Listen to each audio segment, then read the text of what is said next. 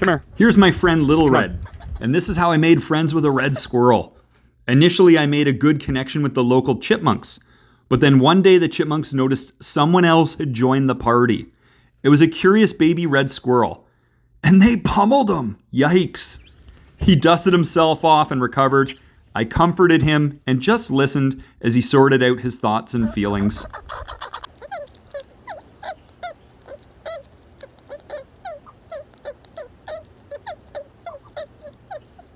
After that day, he'd come visit, we'd have snacks, we'd hang out, and I'd introduce him to some friends. This is Ashley, and she thinks Little Red has a big bum. Little Red introduced me to his friends too. Here's when I helped him win a game of hide and seek. When someone's going through a hard time, we shouldn't always try to jump in and solve it for them. They're smart enough. They can do it on their own. Sometimes they just want someone to listen and understand. So whatever you're going through, here's a little hug from Little Red. This was an unbelievable workout I had on my bike. First of all, I couldn't even get on my bike.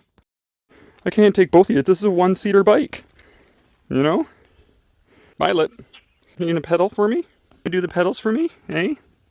Is that what you're gonna do? Come on. Oh, you're gonna put the helmet on? Come on, Peaches. All right, you ready? First of all, I had to stop and help Noodles, the baby snake, to cross the road. Toodles, Noodles. Then I came across Donatello. He was also on the road, and I had to stop and help him cross and avoid oncoming traffic. Then I came across Pretzel, the baby snake, and I had to help Pretzel cross the road. This is why I named him Pretzel. Have a good life, Pretzel. Then I came across another thing, thought it was a turtle. It was a piece of trash. Decided to take that home. And then I decided to give a little taxi ride to this fly. Here's my workout stats. Calories, who cares? Speed, who cares? Distance, who cares? Here's what does matter. 2 snakes, a turtle, and a piece of trash. That's a good workout. This is how I became a raccoon uncle. A raccoon broke my bird feeder. Instead of being negative or judgmental, I tried to be her friend. She didn't mean any harm. She was just really curious. This one. There you go, yeah. And really hungry. I earned her trust. So one day she came to the door so I could meet her babies. They were the highlight of our summer. And we became like family.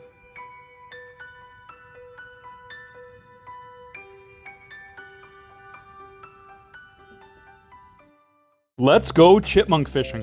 Start by collecting the peanuts that have the stems still attached. We're gonna go fishing for bush babies. Here's one, chipmunk and oh, snap my line. Here's a good looking chipmunk lurking in the bushes. Looks like she weighs around 2.5 ounces. Got it. Here we go. Bam, caught ourselves a bush ballerina. Now we're gonna fish the railing. The feisty chipmunks use many comical fighting styles to try to take the bait. Here's the ninja.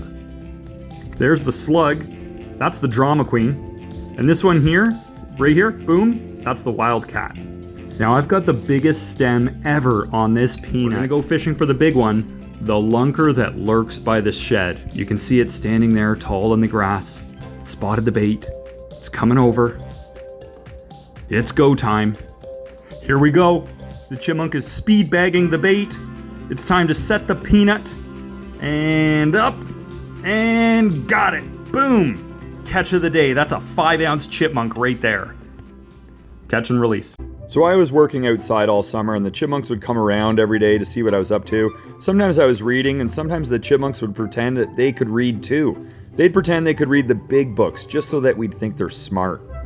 I kept some snacks around so I could help them stuff their cheeks and make cute faces. No matter what's going on in life, you can always get a boost in your mood by looking at something cute. It's like therapy. For example, did you just step in a puddle and get a wet shoe? Well, to help you stay strong, here's some chipmunk therapy. Do you sometimes feel like you're burning yourself out and still people don't appreciate you?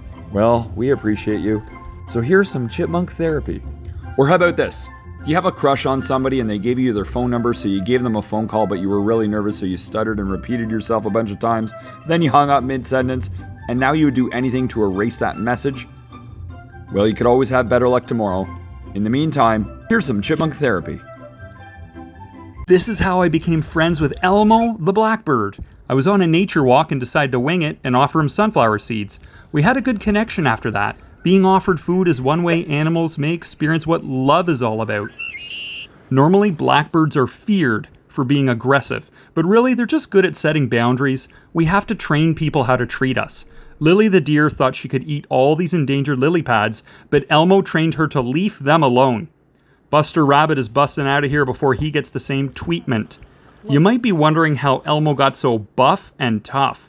He likes to exercise by lifting weights. Eventually I met his tweetheart Emma. Clearly Elmo's a legs man. For date night, I introduced him to my tweetheart Ashley, and he showed us his baby daughter Elsie. Oh my gosh. She's such a little tweety.